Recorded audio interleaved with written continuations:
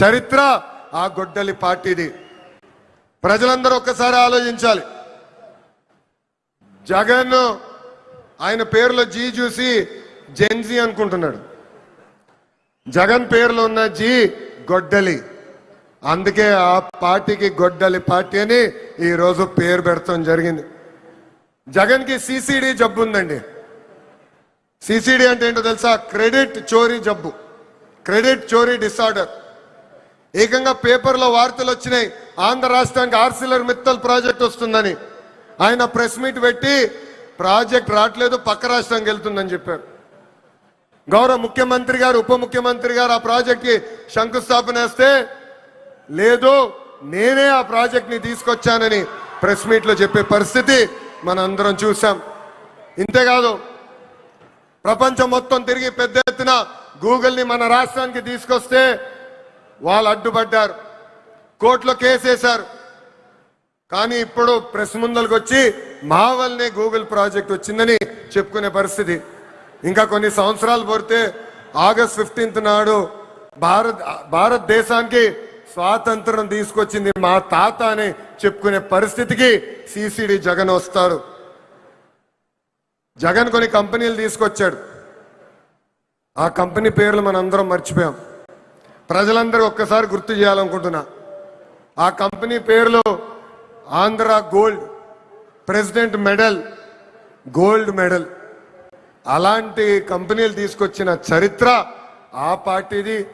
Google, Arcelor Mittal, royal Enfield fighter jet తయారు చేసిన పరిశ్రమలు తీసుకొచ్చిన చరిత్ర మా ఎన్డీఏ ప్రభుత్వాన్ని. చిన్నప్పుడు 10th క్లాస్ పేపర్ లీక్లో టీచర్లు జగన్ని చితకబాదారంట. అందుకే టీచర్లు చూస్తే ఆయన చాలా కోపం, కక్ష. అధికారంలో ఉన్నప్పుడు మద్యం షాపుల ముందల కాపులాగా నిలబెట్టారు ఆయన టీచర్లు.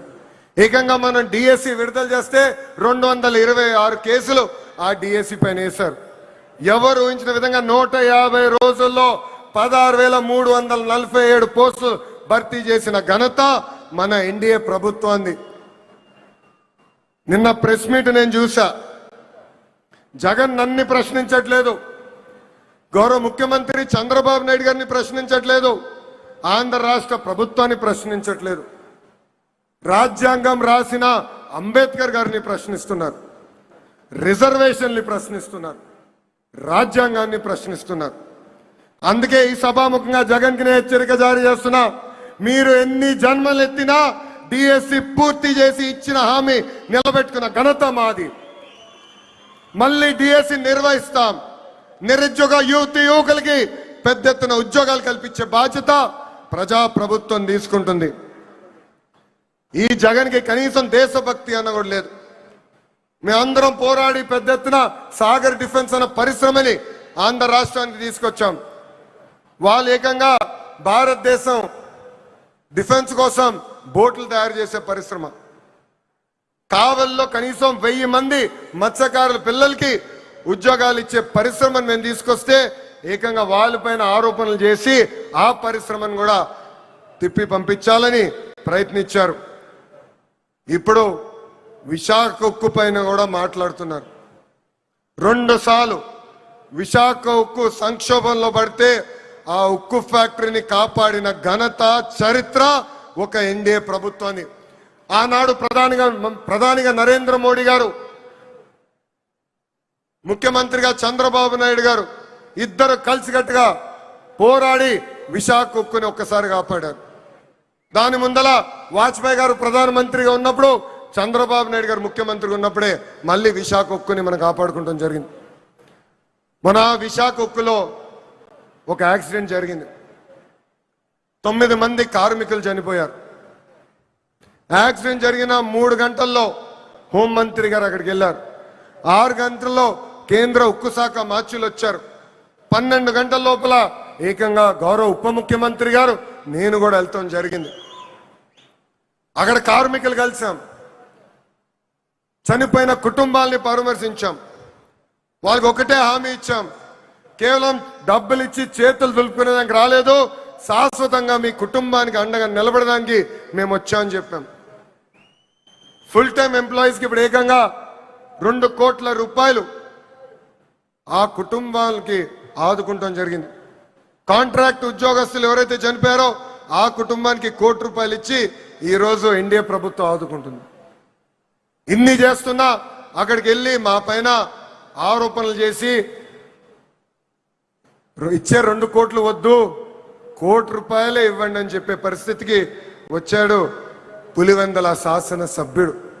ఇది ప్రజలందరూ గుర్తుపెట్టుకోవాలని ఈ సభాముఖంగా కోరుతున్నాం. ప్రపంచంలో మనం ఎక్కడికి వెళ్ళినా భారతదేశ వైపు అందరు చూస్తున్నారంటే దానికి కారణం మన నమో గౌరవ ప్రధానమంత్రి శ్రీ నరేంద్ర మోడీ గారు. మొన్నే రష్యాకి వెళ్ళా, వాళ్ళందరూ ఆశ్చర్యపోయారు. ఇంత సమర్థవంతమైన నాయకత్వం భారతదేశానికి ఎలా వచ్చింది, పొలిటికల్ స్టెబిలిటీ భారతదేశానికి ఎలా వచ్చిందంటే కేవలం ఒక్క వ్యక్తి, అది మన నమో వల్లనే వచ్చిందని వాళ్ళు చెప్తాం జరిగింది. ఇతర రాష్ట్రాల్లో నమో అంటే నరేంద్ర మోడీ గారు, కానీ ఆంధ్ర రాష్ట్రంలో నమో అంటే నాయుడుజీ మోడీజీ గారి అద్భుతమైన జోడి. ఇతర రాష్ట్రాల్లో డబుల్ ఇంజన్ సర్కారు ఉంటే కేవలం ఆంధ్ర రాష్ట్రంలోనే డబుల్ ఇంజన్ బుల్లెట్ ట్రైన్ సర్కారు ఉంది. ఈరోజు ఈ డబుల్ ఇంజన్ బుల్లెట్ ట్రైన్ సర్కారు వల్లనే మనం విశాఖ ఉక్కుని కాపాడుకున్నాం. అమరావతి పోలవరానికి కావాల్సిన నిధులు తీసుకొచ్చాం. ఎప్పుడో రావాల్సిన ఏకంగా విశాఖ రైల్వే జోన్ కూడా మనం తీసుకొస్తాం జరిగింది. ఇంతేకాదు ఫైటర్ జెట్ ఆమ్కా ప్రాజెక్ట్ ని తీసుకొచ్చాం. త్వరలో కర్నూలులో కూడా హైకోర్టు బెంచ్ ఏర్పాటు చేసే బాధ్యత ఈ డబుల్ ఇంజిన్ బుల్లెట్ ట్రైన్ సర్కార్ తీసుకుంటుందని ఈ సభాముఖంగా ప్రజలందరికీ తెలియజేస్తున్నాం. రాయలసీమను రాయలసీమగా మార్చిన ఘనత ఎన్డీఏది. 1,00,000 కోట్ల పెట్టుబడితో ఈరోజు మిషన్